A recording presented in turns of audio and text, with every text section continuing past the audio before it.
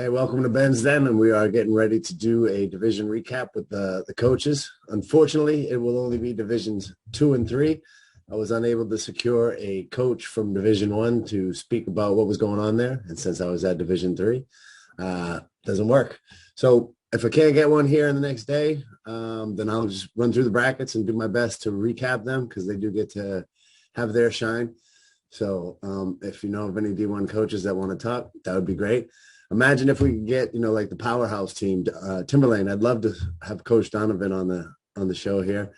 And, with, I think, 7 finalists in D1, he could probably have a lot to talk about and how the matches went. I know he's a busy guy and all that. And the invitations here, him, Manel from Concord, some of our biggest, longest tenured coaches, all of that, whatever you want to say, the cream of the crop, whatever it is. Nowhere to be found just yet, and hopefully they'll make an appearance here. So before I kick it over to the coaches and myself and what we were talking about, I did want to give a shout out to them. And so Division 2, Alex Paraskevas from Goffstown, head coach. Scott Couture, Spaulding, also head coach. And D3, showing up big for Ben's Den, Bob Riddinger, Chris Thomas, Riddinger of Pelham, Thomas of Bow, Coach Todd Austin from Plymouth, and Coach Chauncey Wood from Lebanon. I want to say thank you to those very honorable men for taking the time to come by and talk about all the hard work, all the accomplishments, the highs and lows that occur at a Division 2 and 3 championship. Quick little technical note. So working on the video layout for the recordings, having multiple people, and it looks like I have it figured out, but not for this particular one where it just shows the person who is speaking. So I'm working on that. And overall, hey, listen, I'm just trying to piece things together and make them look good. So I will work on better production and content as we go. So just a quick technical note. And then I wanted to give a shout out to Team Champs to start with before we get into the rigmarole of jumping through each bracket. And so Division 2, Hollis Brookline smashed the competition to take first place in Division 2. And, some of the coaches that we talked to during the breakdown, they were, very complimentary of Hollis Brookline and Coach Bumpus out there and what they're doing. And so Hollis Brookline 219 over second place, Bishop Girton 191. And then Milford in at 143.5 points. And really great to see Milford's name showing up in the brackets and in the team score. So, again, congratulations to Hollis Brookline at 219 points for taking the Division 2 state championship. Great job, Coach Bumpus. And then familiar face in Division 3, Plymouth, 164 points over second place Winnisquam at 86 and third place Bow with 81.5. So, let's start with Bo. New head coach Chris Thomas. Small team, not a ton of kids, but all of them showing up big and ending up in the points. So they were able to secure a third place. So great job to Bo and Chris Thomas over there at the high school. And then Coach Osmer over at Winnisquam. Wow, what a job he's done over there over the last couple of years. Keeping the program alive and building it over the COVID span, and, to bring home, I believe their first, place winner ever as a team. I don't know that, don't quote me, but just to see Winnisquam up there in the second place is amazing. And then you got Plymouth, they're the Timberlane of Division 3, if you will. Aside from Bow, the last couple of years, they've been basically untouchable. And, they more than doubled the team points of second place Winnisquam. And so, it ties back into a conversation that we get to have on a much bigger level, but not for today, about how many divisions are needed here in New Hampshire. And again, nothing to take away from Plymouth. Their program is a model for how things should be done in this state. Build that culture, build the program, get a ton of support coaches and all that. I mean, just that's how you do it. You look at some of the successful teams, whether D1, 2, or 3, that's the model. So congratulations to Coach Cleary in Plymouth for 164 points and the D3 state title this past Saturday. And looking forward to watching them make some noise at the Meet of Champions. Let me also take a minute to acknowledge the coaches of the year that were announced at each of the tournaments. And I will do D1 here because I just think what an amazing story out there. And so the Division I coach of the year is Peter Runez from Keene. And if you follow Ben's, then you know that I've been high on Keene this season and what Coach Runez has done out there. And I had a chance to speak with him very quickly at the New Hampshire Way 15U, 12U state championships that they hosted. And, you know, number one, Keene just stepping up in a big way to support the wrestling community with a couple of tournaments this year.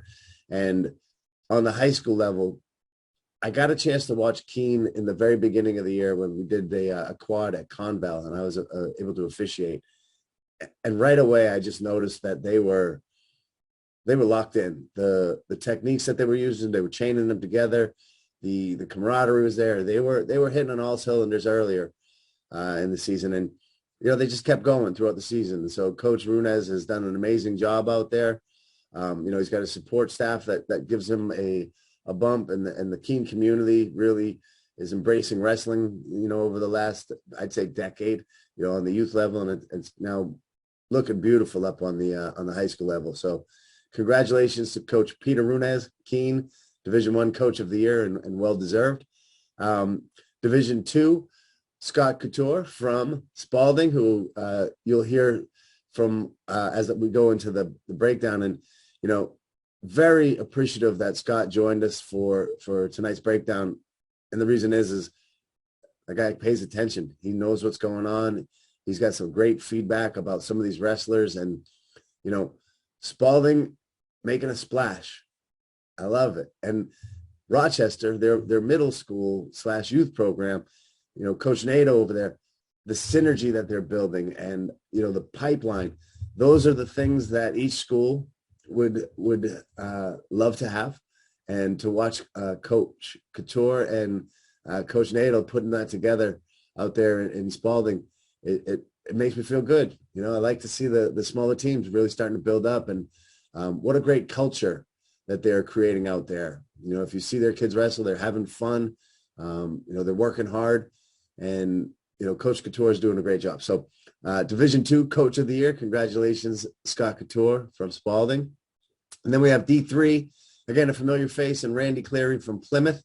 He is, again, doing the things that need to be done out there, building the program, sustaining the program, surrounding himself with humble, honorable warrior coaches that, you know, they follow the lead of what he's looking to set up out there. And, you know, Plymouth has been around for a while, high level, doing great things. And, you know, I got a chance to speak with Coach Cleary after the tournament had concluded, and I just wanted to acknowledge him. And like any humble, honorable warrior, you know, when I said, "Hey, great job, congratulations," he immediately said, "No, it's because of the kids." And I had to remind him that, no, it's actually because of you, Coach. And, you know, Coach Cleary, you know, don't let the calm demeanor and the Crocs fool you. He's a very competitive man, and he's calmed down over the years, like all of us that get a little bit older, but he's still fiery competitive. And I see that in the kids on his team. That's him. That's his impact on his team. And they would walk through fire for him. And that has nothing to do with the kids. That has everything to do with Randy Cleary and how he sets things up and how he moves through being the head coach of that team and builds that program. And so really fun to watch Plymouth do their thing. Strong team this year. And we'll see what they do at the MOC. Now, that being said, I did want to just say that my Division I and II coaches, Ben's Den's pick for Coach of the Year, lined right up. Peter Runez, Scott Couture for sure. And again, D3, I had some different thoughts. It doesn't take anything away from Coach Cleary at all. In fact, it lends to the example he sets in the division. But I did want to give a shout out to Chauncey Wood from Lebanon, first year program up there, and what he's done and how he's built the numbers. And they're moving towards getting a youth program going. Just amazing things that are going on in Lebanon. And, you know, Lebanon is lucky to have Coach Wood. He is a visionary, and he's committed. And I want to thank him for coming on tonight as well and talking about the Division III state tournament. And so he gets my honorable mention for Coach of the Year, as does Coach Osmer from Winnisquam, who, as I mentioned a little bit earlier, he's just done an amazing job putting Winnisquam on the map. You know, if I'm being authentic, there wasn't much going on that I can remember about Winnisquam. But as I sat through D3 on this past Saturday, Winnisquam just kept popping up and wrestling tough and wrestling hard and smiling and having some fun, and, you know, just some really good kids out there. And so, Coach Osmer, keep up the great work out there. And, you know, you're my honorable mention here for Coach of the Year on Ben's Den. And again, what the hell does that mean? Not much. You don't even get a Dunkin' Donuts card. It's just something that comes out of my head. And, you know, again, I just appreciate all the honorable men that step up. And, you know, we have an honorable woman out there in Mrs. Strout, who's also running around with some teams doing some good stuff. So great job, gentlemen. There's going to be an amazing tournament this Saturday for the Meet of Champions. So I hope you enjoy the Division 2 and 3 preview. As I mentioned, I'll try to get the D1 coaches to step up, see if we can do a quick recap on D1. If not, I'll do it myself. And on Thursday, I'm going to get together with some coaches, and we're going to preview the Meet of Champions. And I'm really excited to see what people have to say about that. You know, the cream rises to the top, and we get to start to scrape it off and get to see who's there. I'm really, really pumped for this weekend. There's going to be some good matches, and just very excited. Most wonderful time of the year. So I hope you enjoy this particular episode where we recap the Division II and Division III state championships with some very honorable coaches that have blessed me with some of their time. So as I always say, enjoy, and we'll see you on the mats. All right, coaches. So again, thanks for being here with me. I appreciate your time, and I'm really looking forward to digging through the brackets. And we'll start with Division II, 106 pounds championship bracket. And I think it makes sense to start with the Division II Coach of the Year. So congratulations on that, sir. That's I didn't know you knew about that. Yeah, thank you. I do my research. Well, not all of it, but I figure these things out. And Alex was nice enough to confirm it for me. But I wanted to, you know, recognize you for that, because I see great things happening out there, you know, with Spaulding, more representation than I remember seeing in the last couple of years on the mat, as well as down in the middle school, working with, you know, Coach Nato, watching what's going on there, and that synergy and that feeder program being created. So it's no doubt that you picked up that award. So congratulations on that. And Thank you. You know, 106, it belonged to your guy, Noah Jackson, and he, you know, looks like he got a pretty quick pin out there in the final. So tell me a little bit about his day and what it looked like. Sure. So 106 had 4 competitors, so all 4 will move to the Meet of Champions. Noah Jackson, he was Spaulding's first state championship since 2015. So we were really, really excited to get that one checked right off the box there. It was great. In the first round, there was a bit of an upset. The 3 seed, Jameson Keller, was able to upset Portsmouth's Cooper Mee. That was rather surprising. Cooper Mee was the 2 seed. Good athletic build, strong 106 pounder. Mr. Keller was able to get a pin and move and punch his ticket to the finals, where he met Noah Jackson. They wrestled earlier in the year. Noah won that time. This time, Jameson Keller out of Hollis Brookline gave a much better match. He looked really strong, so you could tell he's put in a great amount of work. But Noah was able to pull it out, and we're super excited and pumped and happy for him. Well, that's great. Again, you know, like you said, checking that box off for the first state champion in what, 7 years. Yeah. Again, a signal to what's going on over there. So keep up the great work there. And, you know, got Coach Alex Paraskevas from Goffstown on with us as well. And, you know, I'm not seeing any Goffstown kids in there. But anything stand out in that 106 bracket that you can recall? Yeah, it stinks that we didn't have anybody from 6 through 20 this year.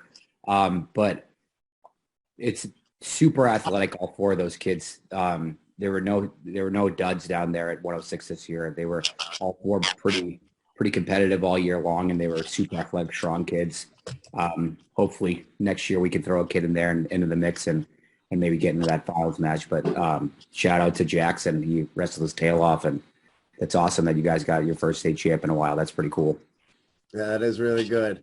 And just, so the audience knows, we're going to be going over divisions 2 and 3 tonight. We don't have any D1 coaches on. Boo. And hopefully we'll have on for the MLC preview on Thursday. But so I'll just run through those brackets on my own and let you fine gentlemen get some rest this evening. So let's move over to Division 3. So, Spaulding had their first state champion in quite some time. And what we have over in Division 3 in that 106-pound bracket is actually history being made. And so, Bob, I'm going to come to you because obviously you're the architect behind it, being the head coach over there at Pelham. And Elizabeth Donovan is, correct me if I'm wrong, but the first female state champion out of all 3 divisions? That's correct. And so, I think suffice it to say she had a hell of a day. But if you actually look at it, she was head and shoulders above. Biden to her semis match, 4-0 before a pinfall there. And then a 42-second fall in the finals against Michael Morse from Raymond. So obviously history being made. Congratulations on being at the helm there for that. She's pretty straight-laced and tough to read at times, but, you're close. Was she nervous about it? Was that something that was on her mind, or was it just business as usual for her? Well, in the week leading up to it, we had been talking back and forth, and she's mentioned, we talked about some of the kids that were in the bracket already, and her focus was on the first match. The first match she was going to get, and the match after that, and the match after that. And it's kind of funny when you look at the pictures that the gentleman Chip from Hollis Brookline, or from Bo did, the pictures, and you look at her in the finals, she's just got that stoic look on her face through everything. And that's just the way that she went about it. It was a workman's like feature just going through. Well, I love it. And it's like poetic that, last year you had Connor Maslanik, who's on the other side of the weight spectrum, a big, heavy boy that, bounces around and bounces people off the mat. And kind of the polar opposite here, smaller weight class, different gender, and yet still bouncing people off the mat. So keep up the great work over there. Let's stay in D3 and kind of talk about the next bracket, which is the 113-pound bracket. And so you got Amon Gauthier from Winnisquam over Caleb Hopman from John Stark Regional, and then Robert Phipps in third place from Plymouth. And that's a tiny bracket over there in D3. And, obviously no coaches representation there. All 3 wrestlers are going to be heading on to the MOC. So we'll do a little more due diligence on them, come next week and into the preview. But let's hop back over to D2 and we'll check out their 113-pound bracket. And this is the one, again, we got Colin Jacquez, or is it Jacques? Can you help me with that, Scott? Jacquez, yep. Okay, Jacquez. So Jacques. He'll go by Jacques. Yeah. Sweet. Colin Jacques. From Spaulding took 4th place. Colin Foley from BG 3rd. Anthony Almonte from Merrimack 2nd place. And this one is one that, again, caught my eye, and that's Caden Bruseo from Hollis Brookline, freshman, taking states. And that in itself is impressive. I had a great showing down at Lowell Holiday, and, not going too deep into to what it looks like for the MOC. If I'm him, things are looking pretty good, moving into the MOC. He's, his head-to-head competitions and things like that have been going pretty good. So overall, I think 13s in 2 look pretty good. But, Alex, Scott, you guys are there. Anything stand out? Did you get to see Caden wrestle? How did Colin do? Give me some highlights. Yeah, I really think that finals match was really interesting. Anthony Almonte, I've seen him wrestle quite a few times this year, and he's a very talented wrestler. Honestly, both these wrestlers that made it to the finals are going to be great representation for D2 next week at the META Championships. They're both young and they look seasoned. It's really nice to watch. It was an impressive finals. He got rather quick pin. Kudos to him and Hollis Brookline all around. Wow, just bracket after bracket. They got excellent coaching over there, and they're doing a tremendous job over there. Yeah, Bumpus he's doing some really good work, and it's a testament to staying the course, right? He's been at it for a while, building and building and building, and it's just the way it goes. Alex, anything on your end from the 113 pound? Yeah, I think it was Hall's to Brookline's day, and that kid got it off for him. I mean, they had 7 finalists, 5 champs, you know, and when you have a dominant wrestler like that to start off your lineup, you can kind of build off that, you know what I mean? So he kind of got them going, and Bumpus got pretty comfortable sitting in that chair all night long on his end. So it was cool to see that for them. But when you have a dominant wrestler like that at 113 pounds, it's a great way to get your lineup going. Yeah, I agree. And I'm excited for Saturday. You know, the Almonte name with me carries that, you know, if you know his brother, he was tough. The way he wrestled, he went after it. And I haven't seen Anthony much this year, and I'm interested to see, you know, now that we're moving into the big dog tournaments, like, you know, what kind of actions he's got to go through. So I'm excited. I think that's going to be a good one moving into the MOC. So let's jump 120, and we'll start with D3. And Chris, I'll direct it towards you, and also, you know, the dynamic here is excellent. I think, you know, right? You're a first-year Bow head coach, and you come from Pelham. And the finals opponent was Nathan Maslanik from your other what is your adversary, right? You know, and having Bob on here is just poetic justice, because, you know, you guys worked together for so many years, and, you know, looking at how that bracket placed out, you had Adler Moore, you know, he had a pretty dominant day all around, and a major decision 11-3 in the finals over Maslanik. Sawyer Bolio from Lebanon, and then Luke Diamond from Plymouth. You know, that's how it kind of finished up. So, you know, again, Chris, talking about Adler Moore, what was his mindset going into the day? You know, and what was his thoughts after taking down his first state championship as a sophomore? So going into it, the beginning of the year, Adler had one goal. One goal was to be a state champion this year. He put in a lot of work to get better. He knew on Saturday that the finals were essentially going to be him and Nathan, which they both drilled together at Smitty's Barn, so they're both very familiar. And Adler on Saturday, with each match that went by, he just kicked it up a little bit more. And his feeling afterwards was, you know, he accomplished one of his goals this year. His next goal is to place at the MOCs and move on to the New Englands, and his next goal after that is to place at New Englands. Hardworking kid. You know, I have all the faith in the world in him that he's going to accomplish his second goal in placing at the MOCs. Excellent. And, you know, you and Bob, again, working together for so long over at Pelham. And, you know, so Bob, obviously, you loved working with Chris, and now coaching against him. You know, that's its own layer of, that is what wrestling's about, right? And that's never been more true as I watched Adler and Nathan warming up together, even before the finals.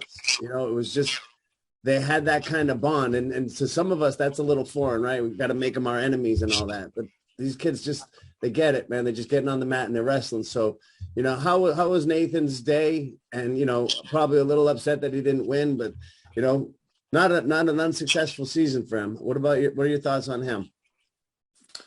Yeah, he went into the tournament with a goal in mind, you know, getting to the finals, knowing that, you know, it was probably going to be him and Adler unless something happened along the way, which, you know, anything can at any time. But, you know, the very first match against the Mascoma kid that he had, Czar got in on a double on him right away. And he fought it off, and then it just turned up the volume to 10 at that point. It was almost like he wasn't quite ready for that, but after that happened, you could just see his focal point on it, you know, stayed the same. And I have to laugh a little bit because, you know, you mentioned Connor before. Connor had a pre-match thing where he just paced back and forth on one side of the mat just staring down his opponent the whole time. Well, now Nathan has picked up on that, and I saw that going the whole day. And his mother's like, "Oh, please don't let him be a second one like that." So, but that's just his mentality now. He shifted it into the tough mentality now, and he battled more tough. He got in on his legs, 3 or 4 times in the first period. And one close to the out of bounds could have gone either way, but they called it out, and that's the way it is. You get back at it and you keep going again. So, and Adler scored on him right towards the end of that first period. And I don't want to say it took a little sail out of his wins, but knowing that you're down against a tough kid like that and trying to figure out a way that you got to battle back, it makes it that much more difficult at that point. Yeah, and I think one of the things that some of these more dominant kids learn, unfortunately, in the postseason is the margin for error as you move into the tougher competition is greater, or is less, right? Like you can 2-0 against a tough kid is like 10-0 against another kid, right? Like you got some room for error. So I think both of those boys will do very well next week at MOC, and I'm looking forward to kind of breaking them down. But I want to throw it over to Coach Wood from Lebanon. First evidence that your season is not over, sir, and you get to go another week with us. Sawyer Bolio out of Lebanon took 3rd place. How was his day? His day was pretty good. He went into it with a mindset that, this is his first year ever wrestling. So at this point, everything's a win. So, he wrestled hard. He had a little bit of a setback at the first match, hurting his shoulder. And for some reason, the rest of the day, he wouldn't shoot. So, but he got himself in a position to go to MOCs next week. So we'll see how it goes there. Yeah, to the big dance, right? Like, hey, first year, that kid's on gravy time. Like whatever happens, it's just experience for him. So, all right, cool. So let's head to, what do we got? We just did 20, right? So let's jump to 26, and we'll start in Division 2 and start. I think we have to do 120 D2. Oh, yeah. Did we not do 20? Sorry. Thank you, Scott. All right. Yeah, we got there. We had, thank you. Yeah, we did not. And one of the names that popped up. So Evan Torres, Merrimack, first place over there. Second place, Kyle LaJoy from Milford. Looks like a quick pin out there in the finals. And then you got Troy Clark, Spaulding, 3rd place, Avery Gallagher, BG. And then Logan Chase, Portsmouth, 5th place. So, Scott, I make up that you got some knowledge on this one, so drop it on us. I do. So, yes, hats off to Evan Torres, wrestled under 2 minutes that day to lock up his state championship. For me, the real story of 120 was the very first match of the day was Troy Clark of Spaulding versus Avery Gallagher of Bishop Girton. And so it was the first match of the day. All eyes were on it. And Avery pulled up the big upset. She showed up ready to wrestle. She stuck it to Troy. And at that moment, I think the whole room got up and started to warm up. I think they realized that, today, if people weren't bringing their A game, people were looking to flip the script, So it was an incredible first match to really get the room fired up. It's awesome. Hats off to Troy Clark, battles back, gets revenge in the Concy finals. It's good to hear those type of stories. But overall, that yes, Evan Torres, champion, walked through that. He's gonna do tremendous next week, or this week, shall we say?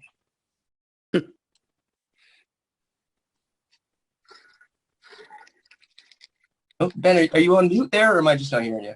Nope, it's me. I must have hit it. So I was asking Alex. So like first match of the day, do you remember it the same way? Did you feel that same energy kick in? We were wrestling on the other mat, so my back was turned to it, but you could definitely hear the gym light up as soon as that happened. Yeah, it was pretty cool. I've had the pleasure of coaching Evan a couple of times over at the club, and just couldn't be more happy for him. He's a kid that does things the right way. He wants to learn more and more every single day that he's in the room. He's just an awesome kid. Just works his tail off, and couldn't be happier for him. That's good. I love hearing those stories when the gym goes nuts because there's like a big move or something. I love that. I will note, as a referee, it's tough to not turn around and look at that. I want to be like, wait, what happened? Like a squirrel ran by. All right, so let's hop over to 126, and we'll start in D3. So Gianni Ciotti, how about that, Todd? From Plymouth, he takes first place over Henry Osmer, Winnisquam. Max Vassar, Con Valley, took third over Abigail Stone from Lebanon.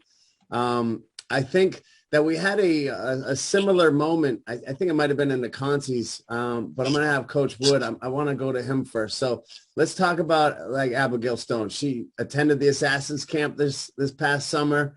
I know she's been working on the side and really doing her thing.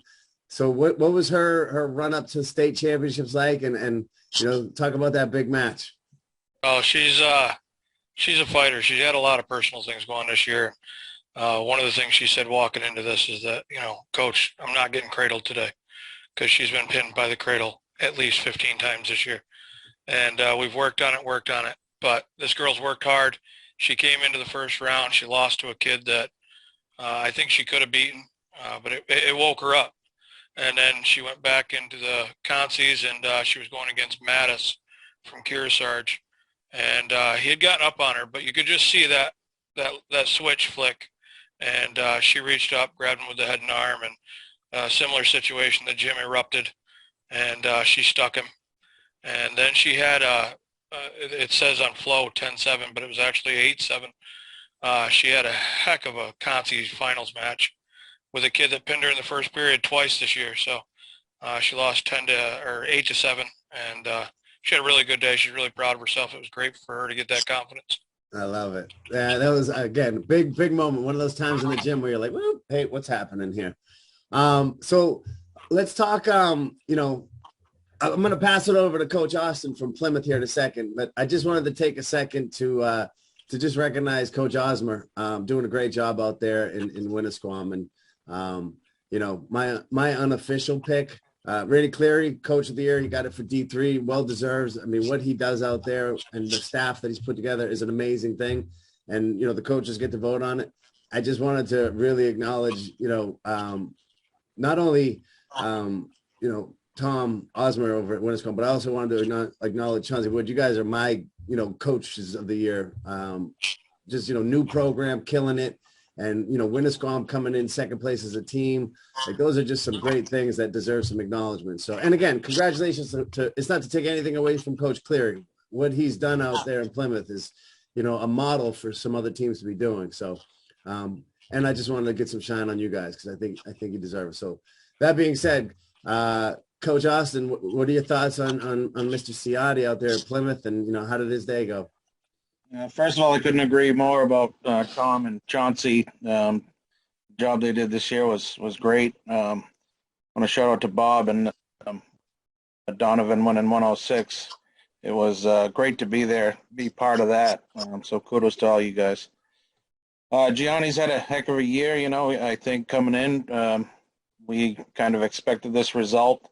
The finals match, it was Henry Osmer, Tom's son. He kept getting that bloody nose, and the momentum of the match was kind of taken away from both those kids. I looked like coming in, he was slowing Gianni down, which isn't always easy to do.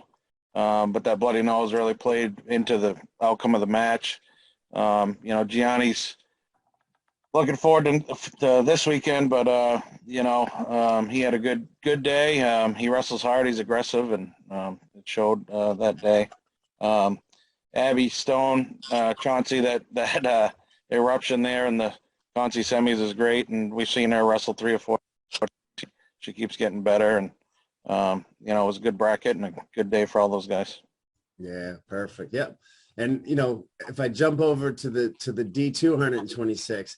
Now we get to get, Coach Alex on here, because Brody Reeves, Goffstown, first place. Logan Brown, Sohegan, second. Sean Vincent. Help me out, boys. MWES. Is that Manchester West? Are they Division 2? Yep. Jacob Kulig, Alvern, John Forcier, BG, and then Brady Rogers, Hollis, Brookline. So looks like a pretty good match there in the finals. I bet you there was a lot of action and maybe some, EKG activity, at 10-8. So how'd it go? And sitting in the corner, what was up? Well, going into the match, we were feeling pretty good because we had wrestled Logan 4 times already this year. And I don't think we gave up more than 2 points in any of the matches. I think the last one we won like 12-1. So we felt pretty good going into the match, but Logan obviously upset the 1 seed from BG in the semis and was having a great day. And about 30 seconds left, we were down by 5.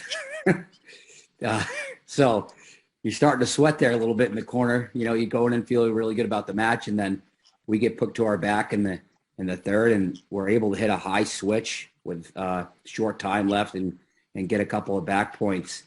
And then once we got back to our feet, I felt pretty good about, you know, Brody's ability to take this kid down. We were able to get a pretty quick takedown in overtime. But like, hats off to Logan Brown. If Moscatelli didn't win his 3rd state title, he would have gotten my vote for OW. The kid wrestled his tail off. He had a great tournament. He's actually going to be the 4 seed. Brody isn't wrestling next weekend, so he's going to be the 4 seed at MOCs next week. So he's definitely a kid to watch out for. Logan Brown is Sauhegan. Just turned it on in the postseason. He had a great tournament. But yeah, my legs were definitely shaking after the end of that match. I was pretty fired up. Nice. And you kind of mentioned that casually there, but did you say Brody Reeves will not be wrestling MOC?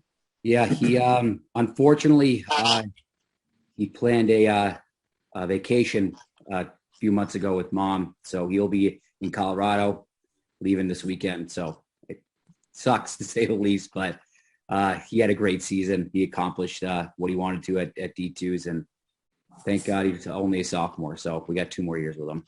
Yeah, you beat the question out of me there, because I was like, oh, please tell me he's not a senior.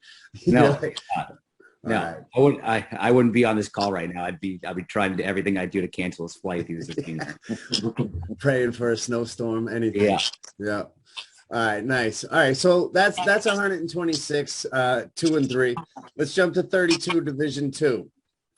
So we look at the places here. You got Hunter Cree over Noah Lallis from Spaulding. Looks like a 6-1 match, and then pinfall, about 332 in. Noah Dennis from Sauhegan over Grant Deshano from Merrimack. And then Luke Korkolakos from BG over Riley Allen, Goffstown. So, Scott, I'm gonna go to you, because obviously you're sitting in the corner in the finals here. Noah Lallis comes up short against Hunter Cree, but you know, like you said, it was Hollis Brookline's kind of day. But how'd it go? Yeah, I guess, you know, first thing to note is really the 1 seed was a scratch at weigh-in, which was rather surprising. Injury default, shoulder injury. The McCann brother, the younger one, someone help me. Levon, I think, McCann. So the 1 seed was out. That bumped Noah up to the 1 seed. That gives Hunter the 2 seed. They had actually wrestled earlier in the year. Noah Lallis was able to beat him. But payback happened. That's last weekend there where Hunter Cree, I mean, he looked amazing in the finals. Confident, quick, fast. He turned it on at the right time. Hats off to him. Very nice. And Alex, I imagine Riley Allen, you know, is that where he's supposed to be? Like, did he wrestle bad? What happened? He's the only unseeded wrestler in that weight class. So he was the only draw going into the day. We felt pretty confident about him, you know, getting into the top 6.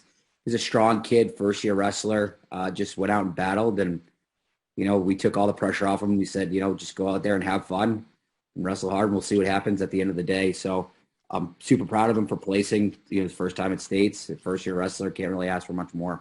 No, exactly. Made it through the season, right? Yeah, that's right. Yeah, man. All right, so let's hop over D3, 132 pounds, right? So Joe Peters, you know, that kid, he looks all business, but I saw him smiling this weekend. Joe Peters from Plymouth, he goes in and beats up on Chris Corbett out of Campbell, and then Cam Jordan Conval over Anson Rotundo Newport.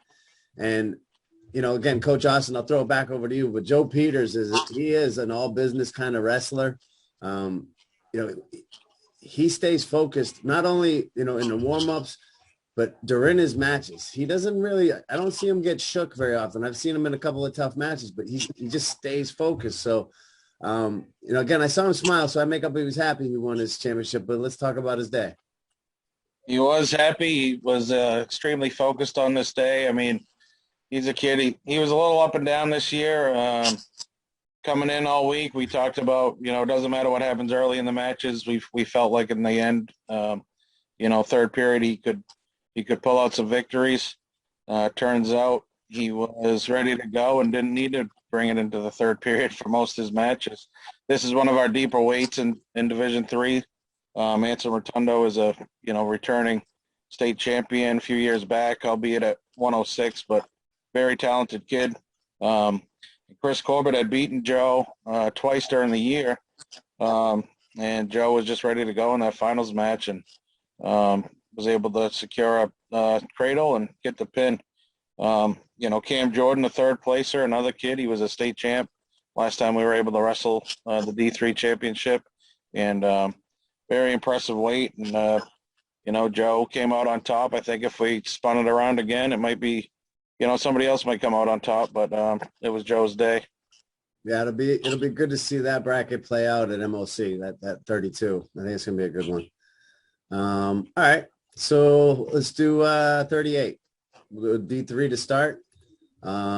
So you got Logan Allaire from Campbell over Andrew Como, 7-4. And you got Ben McDowell, Bo over Xavier Oaks, White Mountains. And this is another case of Logan Allaire will not be at MOC. So he too will also be on vacation. So that's a in my estimation, I think he's probably, if he wrestled him and Como a bunch of times, I think 10 times, I think he probably gets Como 8 of 10. Just my thought process and what I see. And Coach Austin, I'm really interested in you because you get to see them a lot more often. So like, how was the day for Como? And, what does that do for him moving into MOC as far as seating? That'll slide him up into the spot. And then, what do you know about that? So Andrew had a good day. He's a businessman as well. He's got that mullet going, but when it comes down to it, it's time to wrestle. He's always there and he's always in every match. Allaire is 2-0 on him now. I think that style, Logan's, he's solid in every position. And, Andrew, he's got a little work to do with Logan, but Logan being out moved Andrew to D3-1 when they reseeded it, put Andrew in at the third seed in that MOC bracket. And, sitting there as opposed to down on the bottom line coming out against Logan Allaire again, which would have been the matchup, if Andrew won his first match, it looks a little better coming through that bracket now at 138. But I just got to say, and I mentioned it to you, Ben, the McDowell brothers from Bo, you can never count those boys out.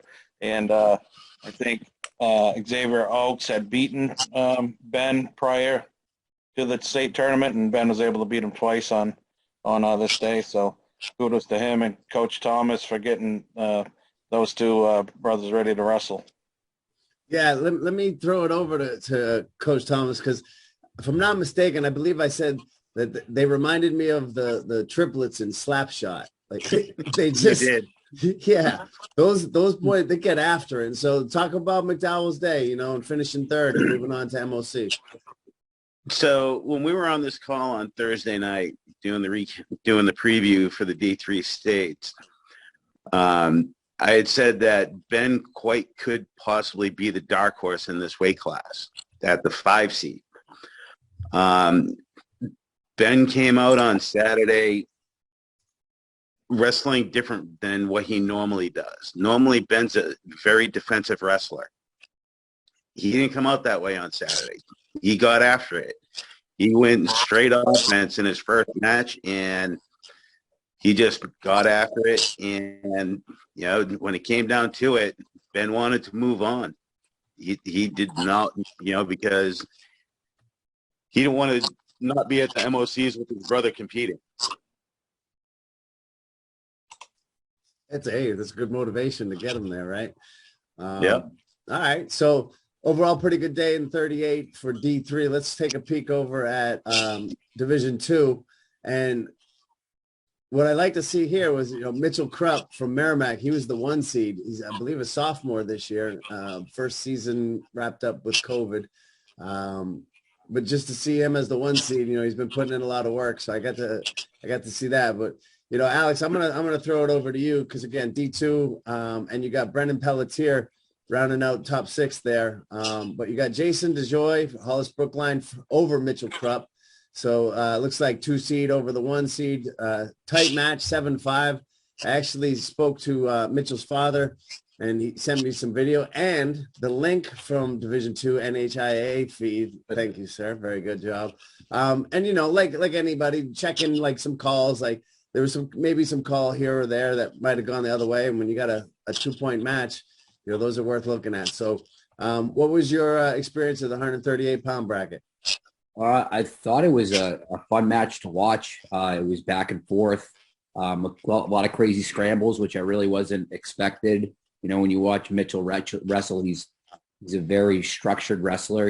I don't think he likes to scramble too much, but he did, and he won some of them, but obviously didn't get the result that he wanted on Saturday night. But it was a great bracket all around. Yeah, we rounded it out with a 6th place finisher with Pelletier as a sophomore. But yeah, it was tough I know Mitchell personally, so it was tough to kind of see him lose that match, but he'll be battling back next weekend. I agree. And I think Mitchell's one of those kids that, he's done some off-season things, and sure, but I don't consider him necessarily a year-round wrestler. He's pretty well-rounded in a lot of things. And I think as he matures into being a young man and all that, I think he's going to keep making noise over the next couple of years. So I would keep my eyes on him. I couldn't agree more. All right. So let's pop over to 145 D2. RJ McAdams, Hollis Brookline over Logan Froelich. Goffstown. Freilich. Yeah. Thank you. From Goffstown. Adam Cummings from Merrimack over Evan O'Connell, Milford. I just want to make note that's 2 Milfords I've seen in there. That's good. And Caden Knight rounding out the MOC participants. WNC Winnicott. Yes. Okay. And then Henry Rentil as who you beat Portsmouth. So we'll right back to the finals, right? So you got RJ McAdams taking on your guy Logan Freilich. Say it one more time. Freilich. Logan Freilich in the finals. Looks like he was handling him pretty good 7-1 before pinfall. So tell me about the match. Sometimes you just got to tip your cap to a better guy. You know what I mean? Another sophomore for us that was able to make it in the finals, had a tight semifinals match against the kid from Merrimack. We ended up beating him 6-7. But McAdams it was his night. It was his day. You know what I mean? The kid turned it on. Fantastic wrestler. Just got to tip your cap sometimes. You run into a stud.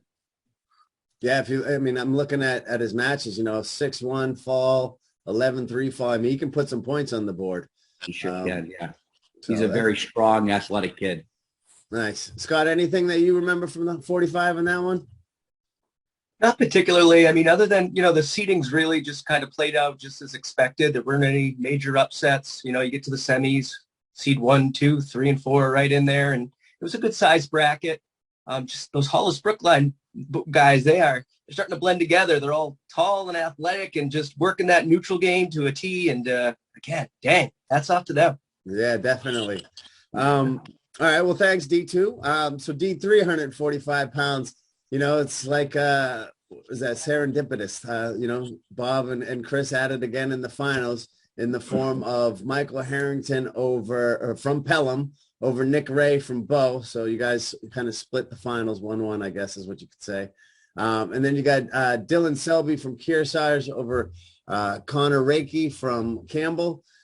So what I recall of that finals match between Harrington and Ray is that it was exciting. It was a back and forth. There was, I'm going to catch you. You're going to catch me. We're going to roll. Good thing we got some decent referees there, that could handle the action. But I'm going to go to you, Coach Bob, and tell me, how was Michael Harrington's day? That boy is a thoroughbred, right? Super muscular, very fast, explosive. And, he wrestles tough. So what were your thoughts on his final match and his day overall? Yeah, overall, I mean, he's just the kind of kid that he's built for speed and strength, and he's so much quicker than you actually think he is. My only thing with him is I wish he would have been shooting a little bit more. He has a tendency to kind of stay back a little bit, and Tom Osmer actually put it perfect for me. He said, he's almost waiting for his opponent to make his move, not being a defensive wrestler, but he's waiting for the guy to make his move and then beating him on his own move. And as a coach, it kind of drives you crazy, because you know what you're drilling in the practice room, and you see how well they're doing it in the practice room, and they go out and they're kind of holding back a little bit. And I don't know if it's a level of apprehension or not, but it was a great battle back and forth, and we knew it was going to be going into it. So that whole day, the whole bracket there was just some wars out there. I mean, in the semis against Ciotti from Plymouth, I mean, that thing was back and forth all over the place too. I mean, another one where if you had any hair, you'd tear it out. So it was pretty crazy. Well, I'll take care of you, Bob, and Todd. I'll pull my hair out for the both of you. There you go. Yeah, that was again, that semifinal match was a great one. And, I think I've heard it time and time again. Sometimes that semifinal round is the best round of a tournament, just because that pressure just to make that finals, it can make for some real diamonds. So, so Coach Thomas, tell me about Nick Ray. He's a very unassuming wrestler. And he just kind of shows up, and there are times where you're like, he is dead in the water, and next thing you know, he just pulls a Houdini and puts him kind of in his spot that he wants him in. So how was his day? His day was good. Nick has a tendency to do this weird trip that he tried on Michael. All day long, I told him, don't do it before every single match. Don't do it. Which, against somebody his own strength, he can manage to pull it off. But against somebody like Michael, who's just ridiculously strong for a 145-pounder, I stressed it to him. Don't do it. And you can lead the horse to water, but you can't make him drink it. Overall, I'm happy with Nick. The bracket played out the exact same way that I expected it to. Hats off to Michael. Great kid. I spent a lot of time with him my last year at Pelham. Great kid, down to earth, very respectful. Won it like a champion should. I like it. And famous last words of a coach: don't do it. Don't do it. So, all right, cool. Yeah, he's like I said, for 145 pounds, the strength and the speed that guy's got, it's fun to watch, and he can make some things happen. And I still say technique wins. And if he sharpens his technique up in the off season, boy, there's some people that are in trouble. That's all I can say. All right, so 152. Let's go. We'll start D3. You got Roman Farnsworth, Mascoma Valley Regional High School over Nate Ruff, Plymouth. Victor Pham, Winnisquam over Tyler Sullivan.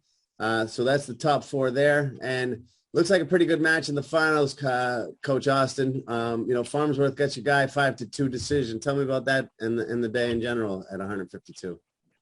Yeah, so only 4 kids in the weight. The top 2 seeds made the finals. It was a back and forth match. Ruff kind of carried the pace early. Farnsworth kind of carried it late. He got a takedown end of the second period as time expired, and then was able to get an escape in the third to take the lead. Third period, Ruff was he was going for the takedown, and Farnsworth was he's strong as an ox, and was able to hold Ruff off, got a leg takedown, and won the match. Farnsworth's a kid who we kind of know pretty well in Plymouth. Coach Rick Simula and I were college teammates, and we kind of saw Rick bringing Roman along, and I was kind of happy for him, even though I was sad for Nate. Nate's a senior who came off an injury as a junior, wasn't able to wrestle, and had a great year. And he'll give it hell next weekend or this weekend, and see how it all turns out. Yeah, that's why we go to the big dance. So, all right, so that's 152 over there in D3.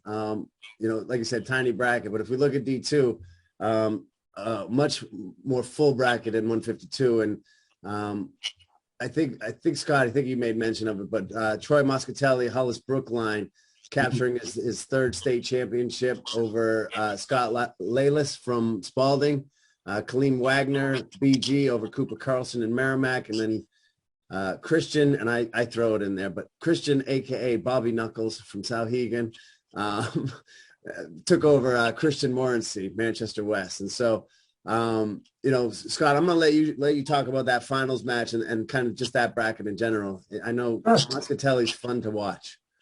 Sure is. He sure is. That whole bracket was pretty entertaining all day. The quarterfinals had a pretty exciting match. 6 seed Cooper Carlson of Merrimack really contributed to his team's great performance that day. He was able to upset the 3 seed Wagner from Bishop Girton. Wagner ended up getting revenge later on in the Concy finals, but it really kind of flipped the script there. And Carlson went on to wrestle Scott Latlis of Spaulding. Scott's a senior, goes to Smitty's barn regularly. I mean, him and his brother, they get up at 5 in. They're wrestling and lifting weights before we wake up every day. It's just incredible, his work ethic. You just wish you could have a whole team, full of those Lallis brothers. They're really incredibly hard worker. So he cruised right on through up to the finals. Troy Moscatelli, just tremendous, 3-time state champion. Scott was able to put up 9 points on him and go the full distance with him, which is better than he did against Troy earlier in the season. So you always like to see those improvements. Both of these wrestlers, Troy and Scott, they're just incredible ambassadors for the sport of wrestling in New Hampshire. Just hats off to both of them. Incredible competitors. Yeah, definitely. And, Moscatelli put up like 40 points on the day with a pin, a tech fall, and then a decision in the finals, major decision in the finals. It's amazing what he's done. And he's a fun one to watch. And, congratulations to him on his third state championship. And, I know he's a senior this year, and I'm sure he's going to be putting everything on the line for that MOC title. So interesting to watch that next Saturday. Whew, can't wait. All right, bumping up. We'll go 160, and I think we'll start in D3 here. This one, again, Coach Austin, or not Austin, Coach Thomas, I'll let you speak to it, but this one just happens to be where the number one here is just head and shoulders above the rest, and that's Evan Lombard from Kearsarge over Joseph McDowell from Bow, and then you had Caden Sanborn, Plymouth Regional, over Keegan Reynolds. So I'll open it up to you, Coach Thomas. What do you tell a kid like McDowell before he goes to the finals against a kid like Lombard?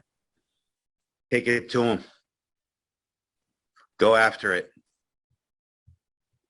Believe in yourself and just go after it. That's all. I mean, the kid from Kearsarge, Lombard, he's just, like you said, he's head and shoulders above the rest. So when you're going out there for finals against somebody like that, you gotta tell him, shoot first and finish your moves. Once you commit to it. Yeah, I was gonna say, I think that's about all you can do is just get out there and wrestle as hard as you can for as long as you can. And, the good news is Evan made it a short match for him. He didn't try to punish him. He didn't let him up, take him out. He just went out there and he did his work, and he's moving on to the MOC. Coach Austin, you had one of yours, Caden Sanborn, finishing in third place. How was his day? And, do you expect him to make a little bit noise over in the MOCs? Caden, he had a great day, third place. He's a kid who wrestles hard for 6 minutes no matter what. I did want to talk about the semifinal match with McDowell again. Those McDowell brothers, they're funky and they do things that you don't always expect. But it was I want to say at one point it was 12-2, Coach Thomas, I want to say. He had Yep. Caden on his back a couple times. Third period, Caden somehow keeps working and gets McDowell on his back a few times. It ends up 17-14 McDowell victory, and it was just an exciting match. The whole Plymouth team was going crazy. The Bow fans and everybody there was going crazy, and it was exciting. We didn't win the match, but it was a fun one, and that's what it's all about. So that was a great match. Nice. And I think, Evan Lombard is going to be in some really tough matches this Saturday at MOC, because that 160-pound bracket, if we look at D2 moving over there, you got Will Murphy from BG took first place. He beat Ryan Mercier from Hollis Brookline 8-1. And then you got Ethan O'Connor from Milford over Grant Deakiason, Alvern, and then Joe Buford Spaulding over Luke Lavalier from Goffstown. So, if you pay attention in D2, you're familiar with Will Murphy. He's been around for a while. He's a big, strong, tough, aggressive kid. I don't care if you beat him. You're going to be in a match with him. So, Coach Alex, I'll go to you first. Obviously you got one of your guys down there at the back of the bracket of Luke Lavalieri. But, what is your experience of, you see Bishop Girton enough and Murphy and, what was the day like over there in 160? Yeah. So Luke is a first-year wrestler too. Had another great year. Got himself to the 3 seed. Didn't have the day that he wanted, but finished 6th. Murphy's a stud. He's just like you said, a strong kid. Been wrestling forever. I had the pleasure of coaching Evan since we opened the club last December. He was in the club all spring, all summer, and put in a lot of work. So I'm excited to see them hopefully wrestle. I think they match up either in the quarters or the semis. But that's going to be a fun match to watch, the two of them, if it ends up happening. Agreed. And Coach Couture, so talk to me about Joe Buford. He's moving on to the MOC. He is. Excited. Yeah, Joe's a first-year wrestler, a senior. It's one of those things you just wish he came out sooner. Not much you can do, but he's one of those guys as well. I mean, I almost want to say if you could have a whole team of Joes, you'd almost want that, just like those Lallis brothers. I mean, he just works so hard. He's one of those guys that just always is bleeding out of this space in some way, but he's still like just going head first. He's just an absolute hammer. Just because he's a senior, I'm just so glad that he's able to stretch the season, get another week of wrestling in, because he absolutely loves it. He's kicking himself that he didn't join wrestling sooner, and he's just a joy to coach, a joy to watch. So I'm excited we get one more tournament to watch him. Very nice. All right, so let's hop. So we did 60 and 2 and 3. So let's do 70 at 3. And I like to call this kid, Evan Lombard's twin, who's 10 pounds heavier. They're not related or anything, but just their ways of being are such that they just remind me of each other. That's Chris Robbins from Conval, super sweet kid. And you don't want his double legs in on you. It'll beat you up nicely. But he ends up with a pinfall over Matthew Cleary at Plymouth. And then Colby Shepard from Stevens over Tyler Meckes from Muskoma. So, Coach Austin, let me throw it over to you. So, Robbins, everybody knows who he is in D3 because he's been doing some good work out there for a while. So, Matt Cleary, another tough kid, I think he lost to the kid he was supposed to lose to, I believe. But I'd love to hear your thoughts on it. Robbins, he's put in the time. He's a great kid. He just goes out there and gets the job done. You mentioned it with Lombard. He just didn't fool around. He just took care of business.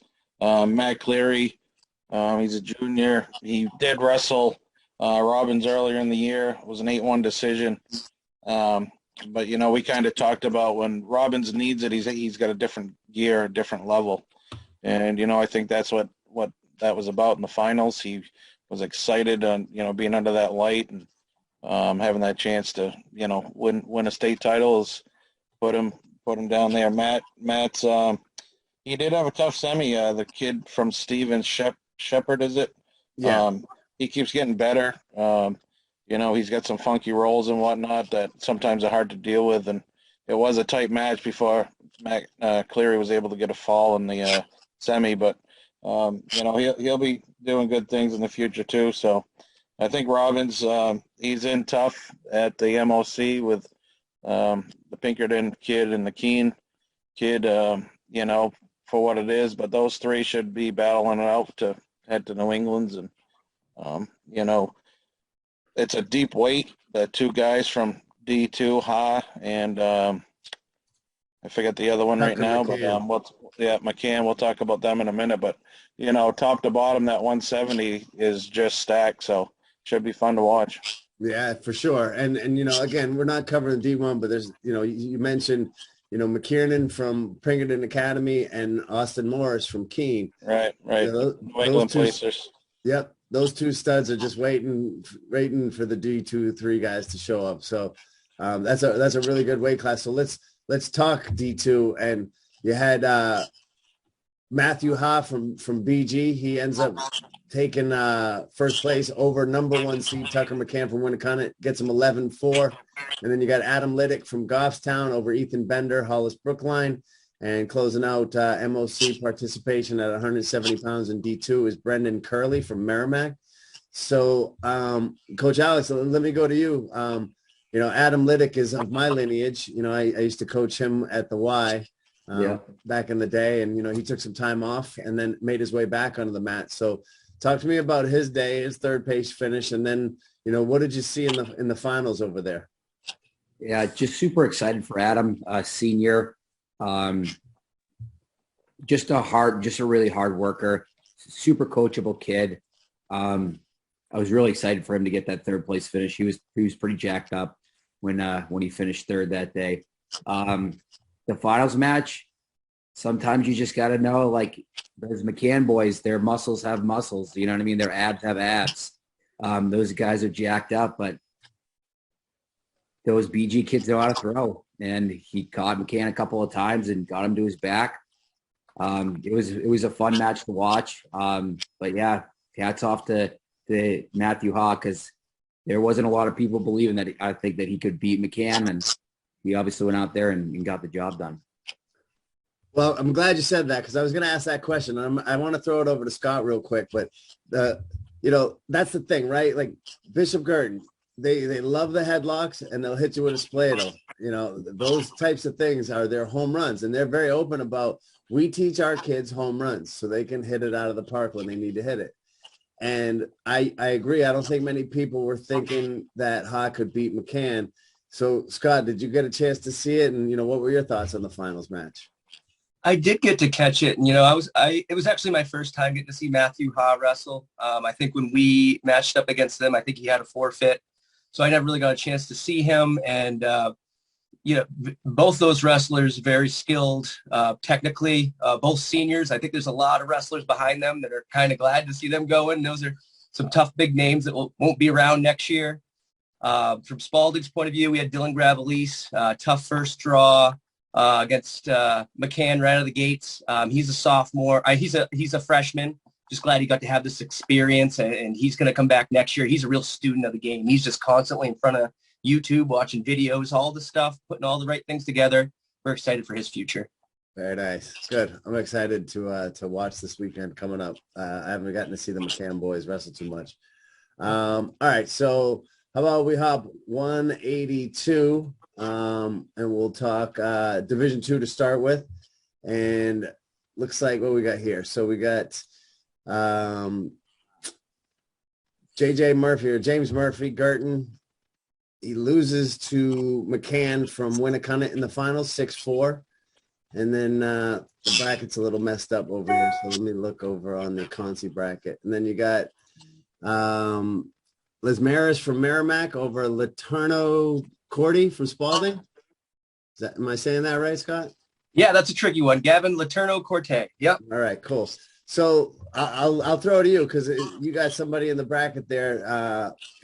What did you see with the 182 pounds, and anything surprise you there? Surprised me, no. The semis, as it was the seeds 1, 2, 3, 4. So it was a bit, the bracket went a bit as expected until the finals where the 2 seed McCann won. Gavin Letourneau, the Spaulding wrestler, was a 3 seed. He's one of those funky wrestlers that just coaches, it makes us lose our hair, but somehow last 30 seconds he rolls and gets a pin. And he had an incredible day. He was seeded 3rd. He got 3rd. But overall, that bracket was pretty straightforward. Excited to see what Jack McCann can do in the Meet of Champions for sure. Murphy, always dangerous. Excited what he can do as well. It's going to be a good day. All right, perfect. So let me bring that one. That was D2. So let's talk D3 here. So you got, oh yeah, this one, Coach Austin. I've been wanting to talk to you about this one. So you got Lucas Belanger from John Stark Regional over freshman, Joshua Emmett Nossman from Plymouth Regional, and Dustin Jarvis Lebanon over Keon Miller from Winnisquam. So Coach Austin, I'll come to you first. And I come to you first because, we started to talk about him on the preview show and him being Nossman. He's a freshman, but he's a really talented expressioned freshman. Like, he's fired up and he's raring to go when his teammates are wrestling. It's fun to watch. So, the spotlight was on him, literally and figuratively, against Belanger from John Stark. And it was a 2-0 takedown and then a pin to talk about, how that went and, how the freshman handled it after. Yeah, so, Emmett, freshman, he goes out. He was excited. A goal of his, obviously, this year was to win Division III and, move on and, hopefully make some noise at the Meet of Champions. Went out, hit a nice slide by and kind of hung his head a little. And to Belanger's credit, he kind of reached back and got a headlock. And as Coach Claire and I like to say, it was like a slow death. He just kind of got the hips down and, Emmett was unable to roll through and Belanger got the pin. Most of our team was a little shocked by that. But we just tell them that's why we get out there and wrestle. Nothing's a given in this sport, and it can humble you quick. And as a freshman, it's a good time to learn a lesson like that. So, we can get back to the drawing board, keep working hard. And, I see next 2-3 years of him, winning some state championships and hopefully moving on to New England eventually. And, he's going to be a good one. One mistake isn't going to define him, but he was upset. He's still upset today. We went for a run before we practiced today, and he won the run, as a 182-pounder. Him and Gianni Ciotti, the 126, were sprinting to the door. I thought Emmett was going to crash through it, but, so he'll be all right, and we'll see what happens next week. Yeah, I'm excited to watch him wrestle next week. So, Coach Wood, so you had Dustin Jarvis finishing up at 3 at 182 pounds. How was his day? He had a good day. He had a goal coming in. He's faced Bollinger 3 times now this year, and they've all been within a 3-point match. And once again in the semis, they had a great match again, and it came down to the last, 20 seconds. And Bollinger got the upper hand and went on to win the states, which hats off to him. But I'll tell you, I was pretty shocked with that finals as well. So, but yeah, Dustin's ready to go. He's a junior. It's only his 2nd year. He's got big plans in the off season. He got a little bit of a taste of it this year, the success. So now I think he's a little hungrier, which we'll see how that, unfolds. That's how we get them hooked, right? It happens in the casinos, right? First time ever in a casino, you win big, and then good luck the rest of the time. So, all right. Well, the 182 pounds, again, I think that's going to be a good one when you start to look at, what's waiting in D1 as well. So let's jump 195 pounds, Division III. You had Damian Nestle from Muscoma Valley, and I got to say, side note, they make some big boys out there in Muscoma Valley. That's all I'm saying. Then you had he ended up pinning Stephen Johnston in the first period. to take first place there. And Sebastian Yates, Lebanon, over Jackson Hall from Bow. So Coach Wood, back to you again. So you have your wrestler, Sebastian Yates, you know, he took a third place. Looks like he lost to the 1 seed in the semifinals. Talk about his day and the bracket. Yeah, I mean, you know, this is a first-year kid. He's played hockey all of his life. For some reason, he decided to come out. He's a big, strong kid. Lives in the weight room. He's actually really good friends with Damian Nessel, and you know, they talk all the time. And you know, coming into it, he knew he was going to go head-to-head with him. And to be honest, which was Damian's best match was against Sebastian in the semis. They battled for quite a while, but Damian ended up, you know, sticking him in the third period. And then he came back and he wrestled hard in the consies, and in his first year ever, he got himself in the MOC. So, you know, great outcome for him. He put in a lot of work this year. So we'll see how it goes at MOCs. Now, Coach Wood, correct me if I'm wrong, but he's the young man who, a little darker skin, really athletic. No, that's my 70-pounder. He had a tougher day. He actually punched a wall and dislocated his hand. Well, that'll do it. I've always lost against the wall. So, all right. Well, I know Steven Johnson out of John Stark, you know, he's a tough kid, but he just looked overmatched in that finals match. So, again, a 95 is a good one once we start putting all 3 divisions together. So, if we look over in Division 2 and we see, you know, you got Charlie Bellavance, Bishop Girton, 11-9 over Greg Gagnon from Milford. Elijah Josie, freshman from Portsmouth, takes third place over Justin Colby, Hollis Brookline. And Coach Alex, you got one of yours there, Matt Burke from Goffstown over Emmanuel Roladakis from Manchester West. So I'll go to you, Coach Alex. Talk to me about 195. You know, how did Burke do with his day being able to move on to the MOC, and what'd you see in some of the other matches? Yeah, we're super excited for Burke. He's a senior. He's one of those kids that decided to wrestle up in a weight class that you know, he's definitely an 82-pounder, but we wanted to be in the lineup, so he went up to 95. You know, after some workouts, he'd be in the 170 range. So he's a lighter 95-pounder to say the least, but super happy for him to make it on the MOCs. There was an upset in the semis. Gagnon from Milford upsetting Colby, the 1 seed from Hollis Brookline, which, you know, you hate to see it for the kid, but it's, you know, it's fun wrestling when a 4 beats a 1 seed in the semis. You know what I mean? It's fun stuff to watch. But hats off to Bellavance for taking it home. Yeah, not only did he make it through, you know, beating the 1 seed in the finals, he made it a hell of a match in the finals. You know, he lost by 2 points. You know, he's an undersized 95-pounder too. He's the super strong kid. He's got that Mississippi mud flap going. You know what I mean? Party in the front, business the front, party in the back. Super respectful kid from what I hear. Really nice kid. Does all the right things. So excited to see 95 next week. Nice. All right. Well, we're almost there, boys. We got 2 more to go with the big boys, and I'm gonna go 220 Division 3, and we look there. We got Owen McKinney from, again, Muskoma.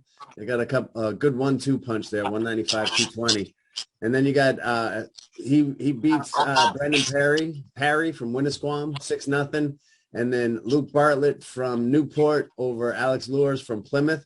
So Coach Austin, I'll throw it over to you. You know, what was the day like for Alex Lures from Plymouth, and what else did you see in the 220? 220, Owen McKinney, you know, he just finds a way to win. I mentioned that in the preview. You know, every time I see him, he did have a late loss against somebody, but he always finds a way to win. One thing I did notice is that Perry from Winnisquam has probably the greatest mustache of all the wrestlers in the tournament. So that's a bonus for him. But Alex Lores had a good day. He was kind of hobbled a little. He had like a turf toe type injury. You know, being a wrestler, sometimes you know, that sprained toe type of thing. But he was able to, you know, battle, kind overcome that. Bartlett, the kid from Newport, even though the seeds were, Bartlett was seated ahead of him, Perry was seated ahead of him. I thought Bartlett might have been able to take that match.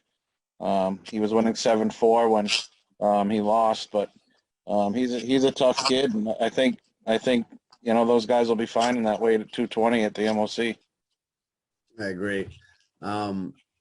It was fun to watch, and I have to agree. Best mustache in the building. Yep. Best mustache in the building. All right, so 220 going to Division II. You got Ben Kilgore. He pins Zachary Connerty from Bishop Girton to take the state title there. Charlie Turner from Portsmouth is over Evan Couture. Familiar name. He's also from Spaulding. Weird. What are the odds, right, Scott? Yeah.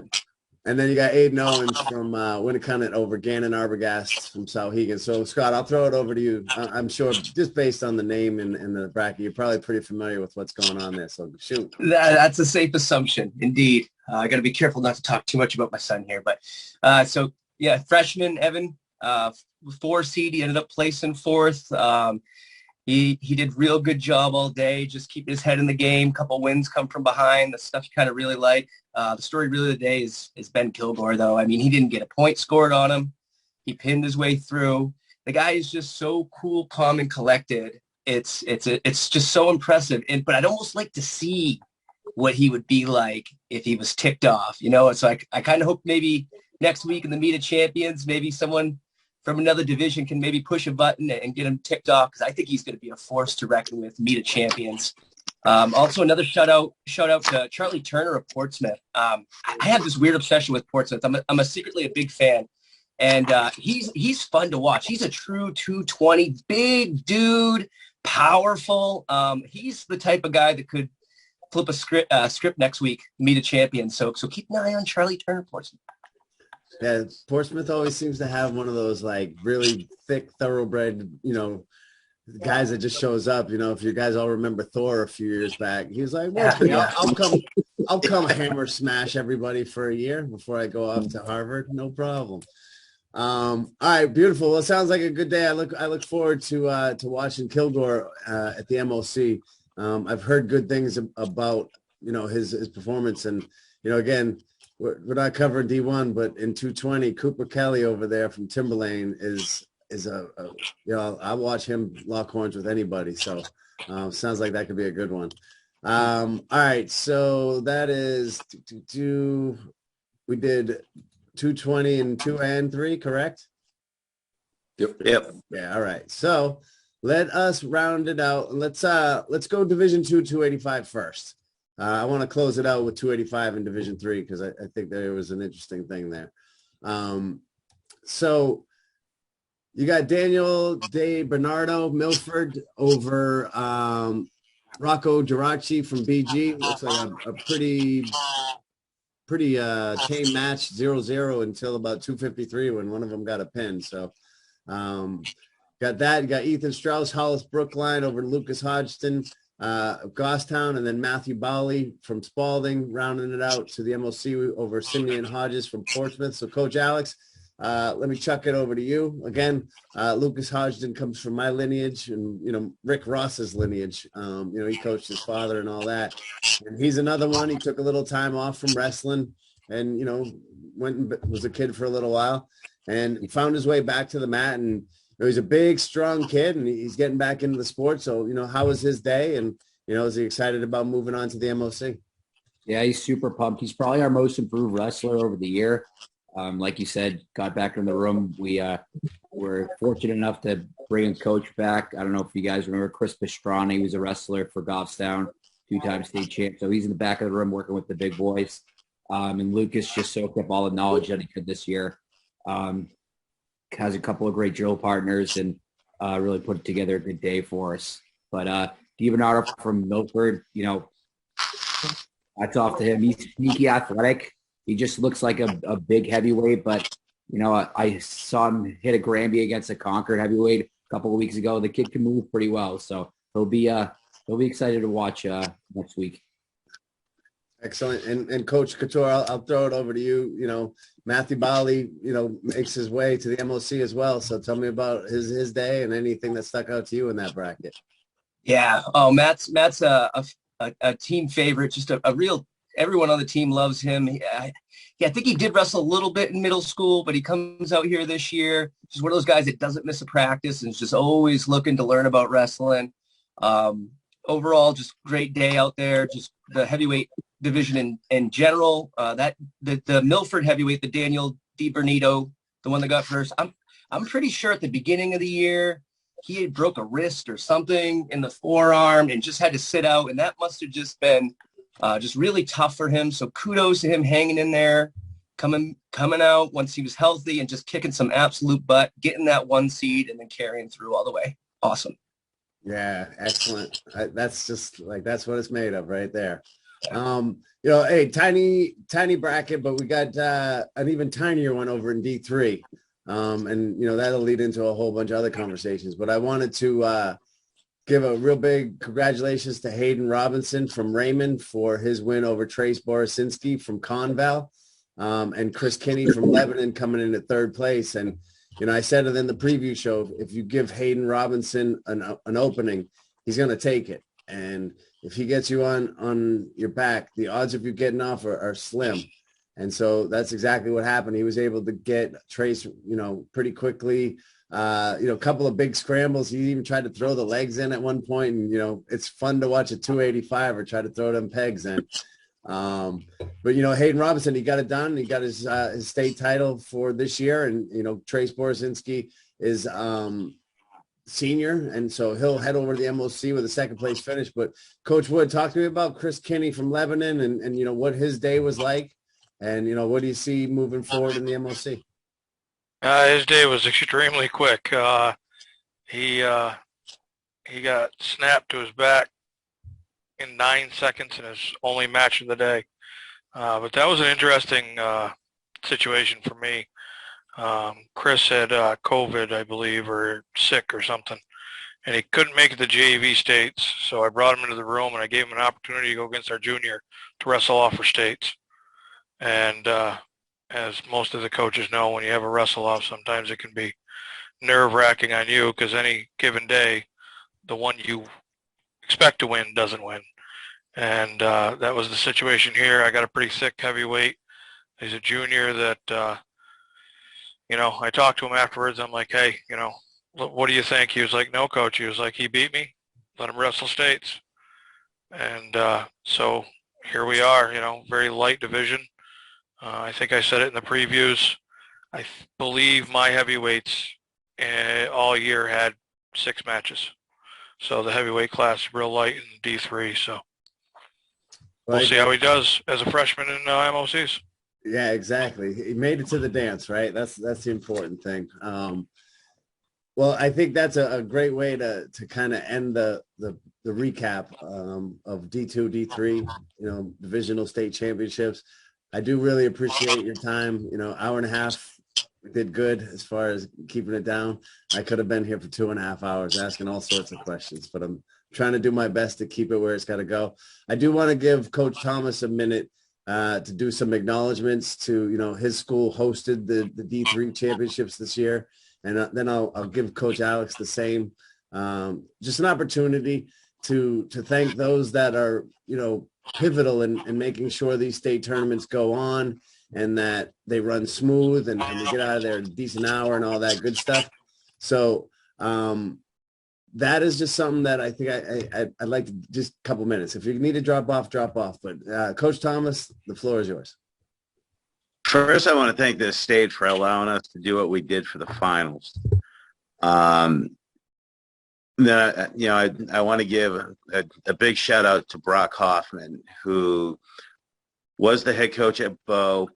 He's now running the Brawlers, but it was his vision that set that whole finals up. So for him to come through, that decision was made last minute.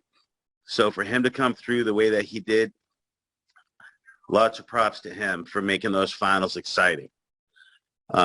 Next, I want to really thank the Bow Boosters. They put on a great concessions.